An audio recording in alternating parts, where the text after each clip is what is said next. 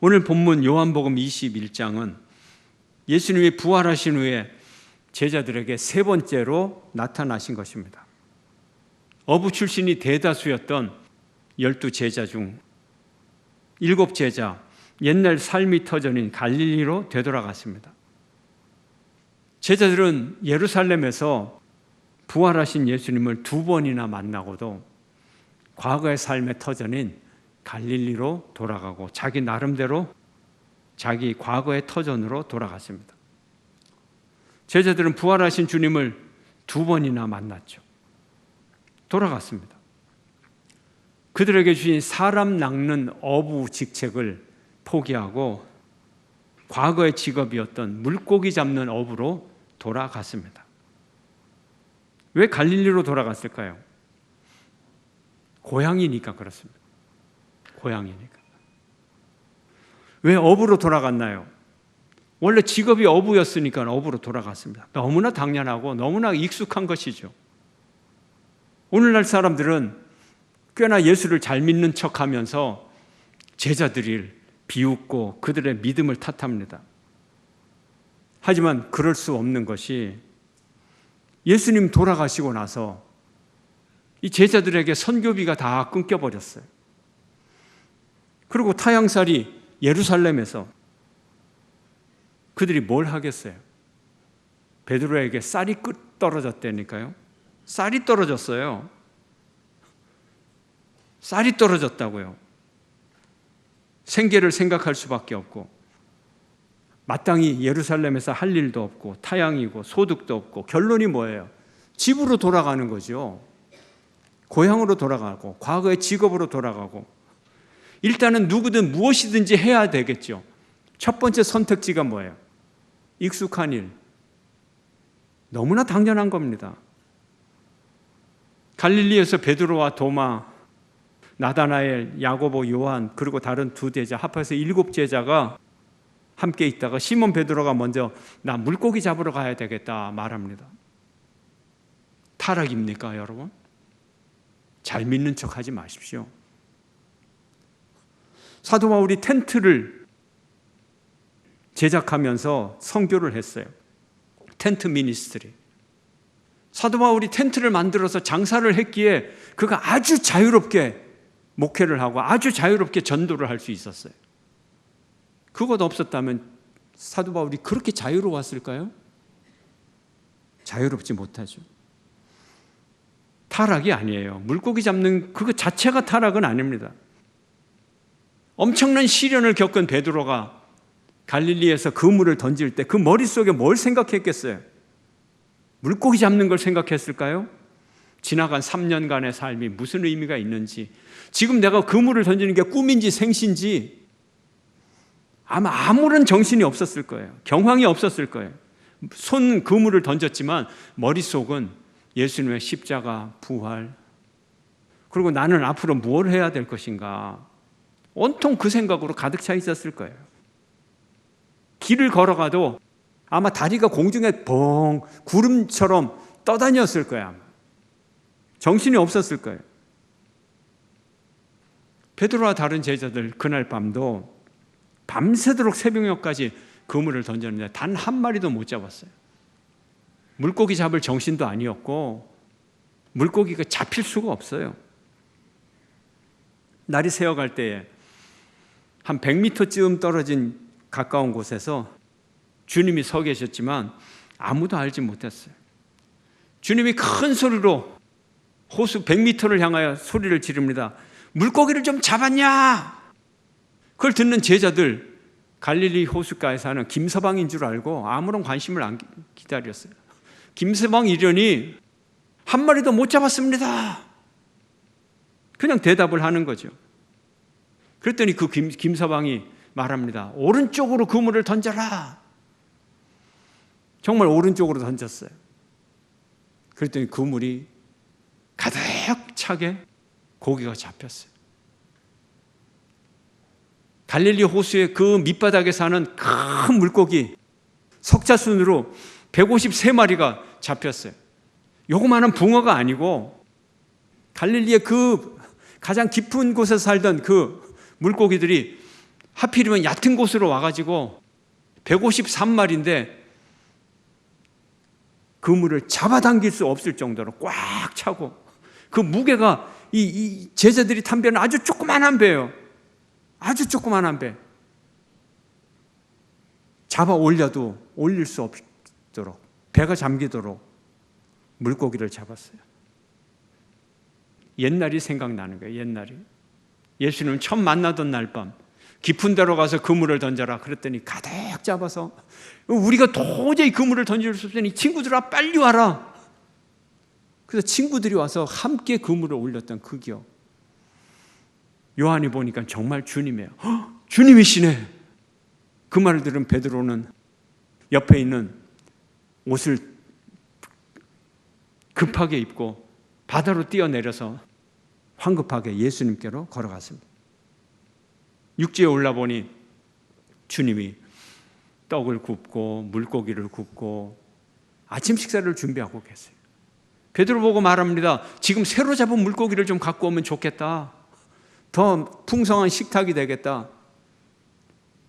이제 그 사이에 물고기는 육지로 올려지고 베드로가 그 물고기를 다시 가지고 와서 굽고 풍성한 아침 식사를 했어요. 아침 식사가 끝난 후 이제 베드로와 예수님의 1:1 면담 시간이 되었습니다. 주님과 함께 있을수록 베드로는 주님을 바라볼 면목도 없고 난처한 입장이었어요. 과거의 일이 주마등처럼 지나갑니다. 갈릴리 바다에서 처음 오셔서 나를 따르라, 내가 너희로 사람 낚는 어부가 되게 하리라. 그때 제일 먼저 예수님을 따라갔던 베드로. 가이사랴 빌립보에서 사람들이 나를 누구라고 하느냐, 너희들은 나를 누구라고 하느냐, 주는 그리스도시요 살아계신 하나님의 아들입니다. 바요나 시모나, 내가 복이 있도다. 이 반석 위에 내 교회를 세우리라. 음부의 권세가 이기지 못하리라. 예수님의 말씀이 다 기억이 납니다. 사람들이 육신의 떡을 바라고 오병이어의 기적을 보면서 구름대처럼 수만 명이 예수님을 쫓아다니는데 예수님이 더 이상 육신의 떡을 주지 않고 영생의 떡을 먹으라고 하시자 사람들이 실망하고 다 떠났어요. 더 이상 떡이 없대. 알지 못하는 영생의 떡이나 먹으래. 다 떠나갔을 때 주여 영생의 말씀이 계시매 우리가 누구에게로 가겠습니까? 마지막 최후의 만찬 때 오늘 밤에 너희가 다 나를 버리리라. 베드로가 말합니다. 다 주를 버릴지라도 저는 주를 버리지 않겠습니다. 내가 주를 위하여 내 목숨을 버리겠나이다. 내가 닭 울기 전에 3번 나를 부인하리라. 12시간도 채 되지 않아. 하루도 채 되지 않아. 다음날 새벽도 채 되지 않아. 보잘것없는 여종 앞에서 내가 저 사람을 알지 못하노라 맹세하고 저주하고 3번이나 예수님을 부인합니다. 예수님은 저 멀리 안나스의 신문을 받으면서도 그 예수님의 눈은 베드로를 쳐다보고 있는데 베드로는 고개를 옆으로 절레절레 저으면서 손을 흔들면서 나는 아니라 나는 아니라. 그 모습을 주님이 다 바라보고 계셨어요. 자신이 처참하게 무너진 것을 처참하게 회개하면서 깊은 실망감, 연약함, 비굴함, 자책감, 후회 등으로 자괴감에 빠져들었을 때 주님이 2번 나타나셨을 때 2번째 나타나셔서 도마의 손을 당신의 손에다 집어넣고 도마의 손가락을 당신의 옆구리에 넣을 때 바로 옆에서 이 모든 것을 목격하고 있었던 베드로 갈릴리로 돌아와 이제 주님을 3번째로 만납니다. 복잡한 감정으로 허탈한 마음으로 감정적인 불균형 상태로 불안정한 상태로 주님 앞에 앉아있는 베드로. 베드로에게 주님은 요한의 아들 시몬아 옛날 이름을 부르시는 거예요. 요한의 아들 시몬아 3번이나 부르시는 거예요. 베드로, 게바, 반석, 바위 이 이름을 지어주시기 전에 동네에서 불리던 이름, 김서방, 이서방처럼 불리던 이름, 요한의 아들 시몬. 그 이름으로 부르신 이름이 이유가 무엇일까요? 반석 같은 믿음의 베드로에서 연약한 어부 시몬으로 돌아갔기 때문입니다. 어부 시몬을 다시 부르기 위해서인 것입니다. 제 아무리 주님을 사랑한다고 반석 같은 열정을 고백해도, 제 아무리 반석 베드로가 반석 같은 위대한 신앙 고백을 했을지라도 성령 받지 못한 고백, 성령 없는 지혜, 성령 없는 열정, 현실을 뚫고 나갈 힘이 없는 것입니다. 예수님은 똑같은 이름으로 3번을 부르십니다. 요한의 아들 시몬아, 요한의 아들 시몬아, 요한의 아들 시몬아, 내가 이 사람들보다 나를 더 사랑하느냐? 예수님이 물었습니다. 네, 주님, 내가 주님을 사랑하는 줄 주님이 아십니다. 네, 주님, 주님이 사랑하는 줄 주님이 아십니다. 이렇게 대답을 합니다. 다른 질문도 아니고 사랑하느냐 하는 질문이에요. 사랑하느냐 하는 질문. 사랑하느냐 하는 질문.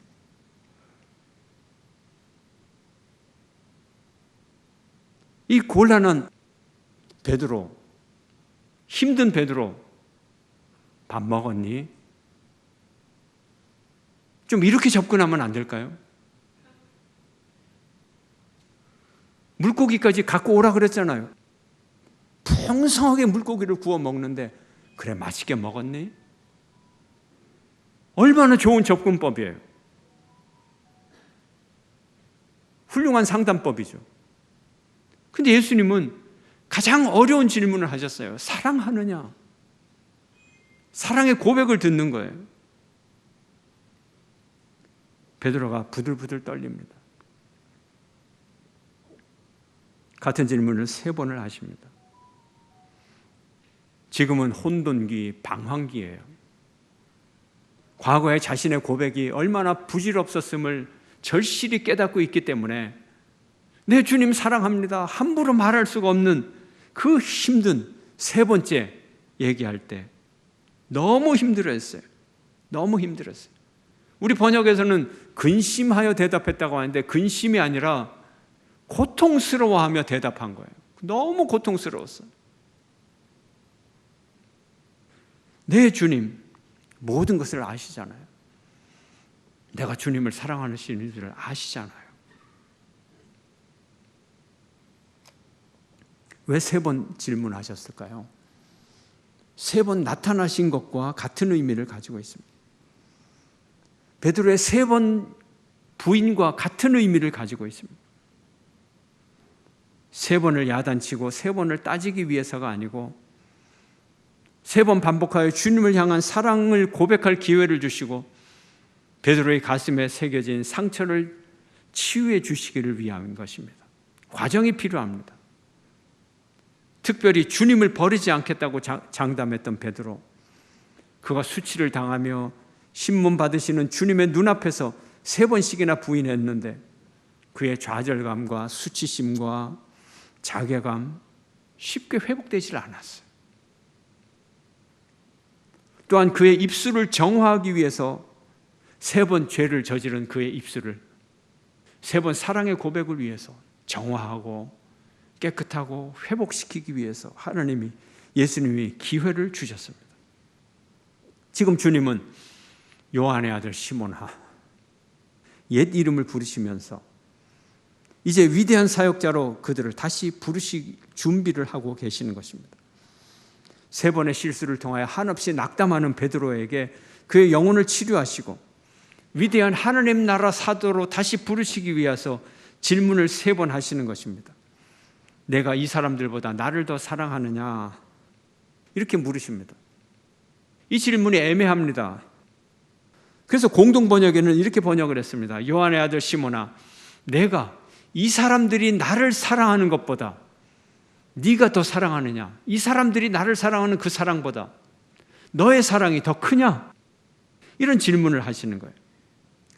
베드로의 비교 본능을 자극하는 예수님의 질문법이죠.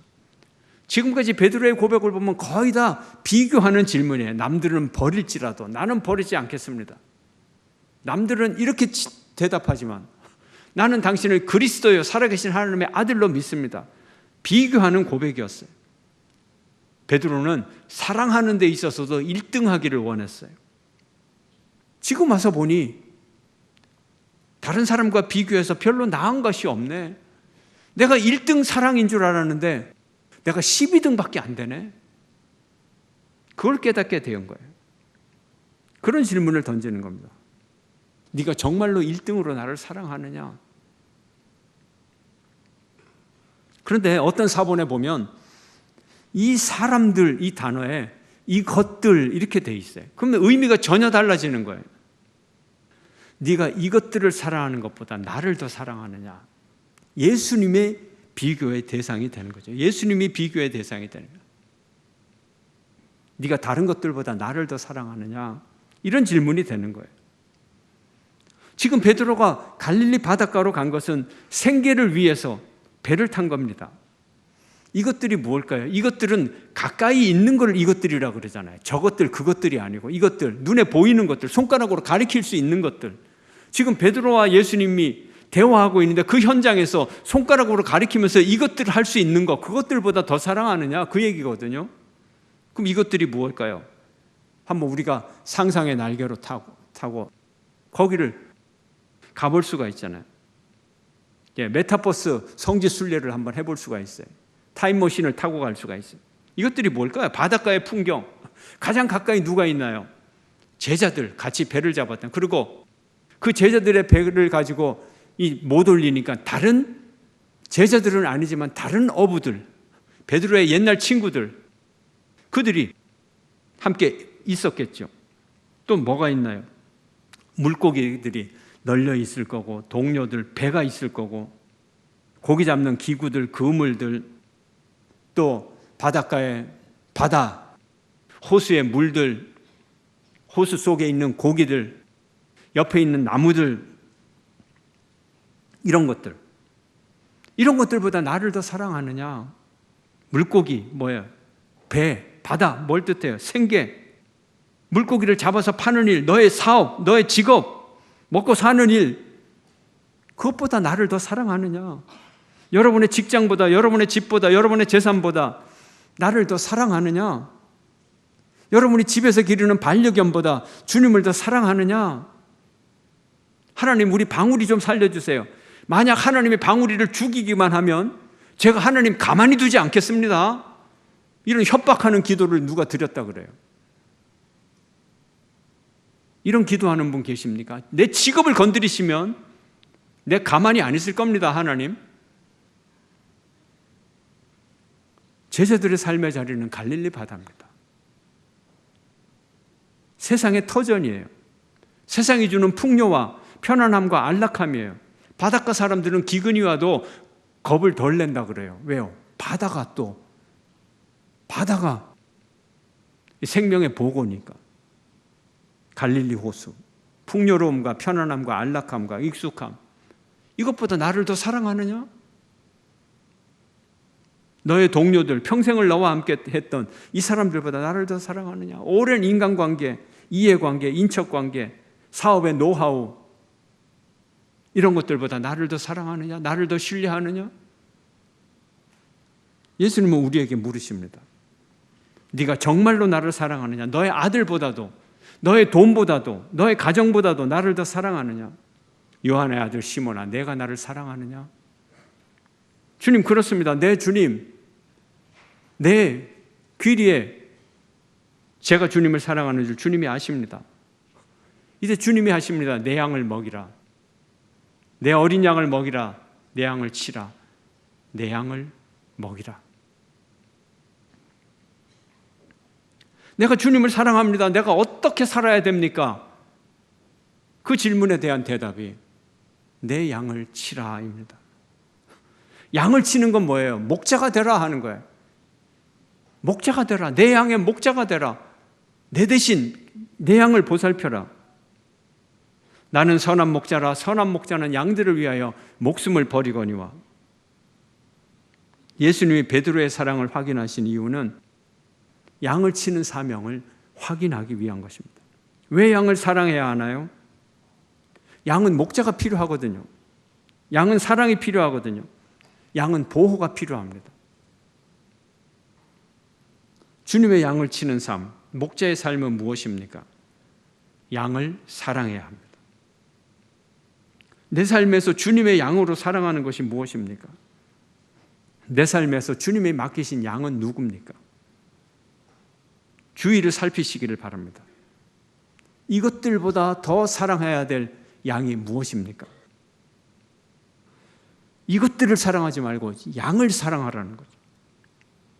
주님의 우선적 관심사는 양들에게 있습니다. 주님을 사랑하는 것과 양들을 사랑하는 것은 같은 겁니다. 지극히 작은 소자에게 한 것이 예수님께 한 것입니다.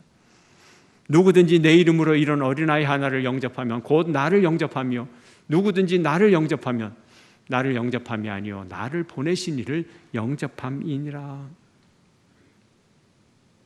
우리 가정이 가장 가까이 보이는 우리 가정이 주님의 양입니다.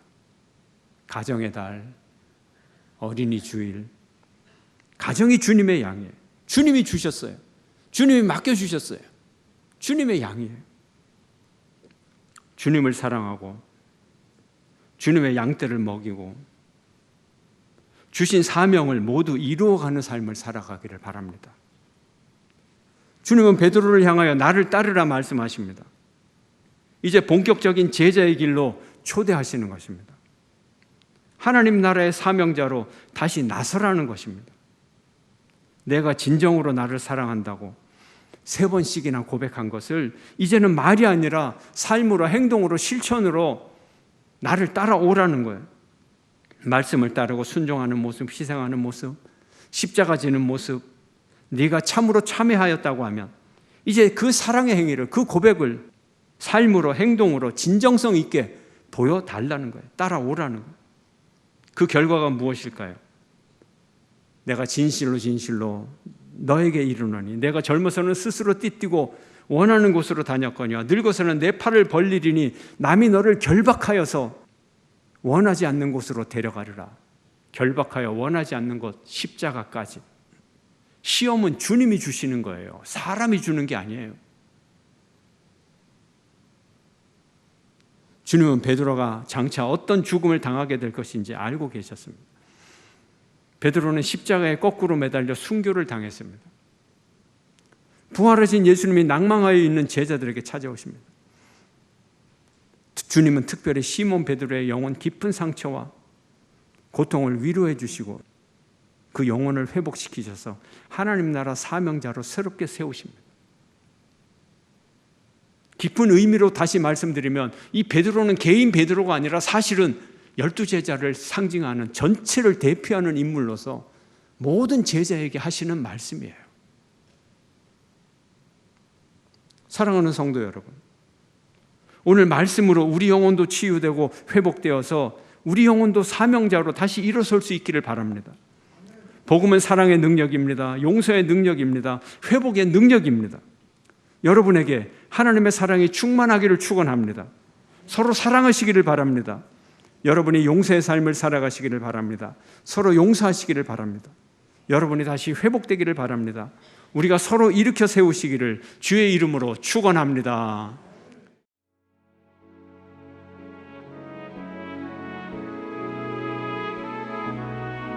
주님 앞에서